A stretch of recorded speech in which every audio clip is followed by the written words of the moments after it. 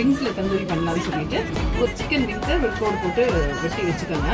புளிக்கரண்டி அளவுக்கு தயிர் எடுத்துக்கிறேன். நான் இஞ்சி பூண்டு பேஸ்ட் வந்து நல்லா ஒரு ஸ்பூன் அளவுக்கு எடுத்துக்கிறேன். ஃபஸ்ட்டு மிளகாத்தூள் வந்து வெறும் மிளகாத்தூள் தான் வீட்டில் அரைச்சி. சிக்கனுக்கு மஞ்சள் தூள் நிறைய எடுத்துக்கணும். ஒரு பெப்பர் வந்து நல்லா ஒரு அரை ஸ்பூன் அளவுக்கு, ஜீரகம் வந்து நல்லா ஒரு சின்ன ஒரு ஸ்பூன், ஒரு ஸ்பூன் உப்பு வந்து இதுக்கு தகுந்த மாதிரி ஒரு ஸ்பூன் அளவுக்கு ஊற்றிக்கணும். ஆயில் வந்து ஒரு ஸ்பூன் அளவுக்கு ஆயில்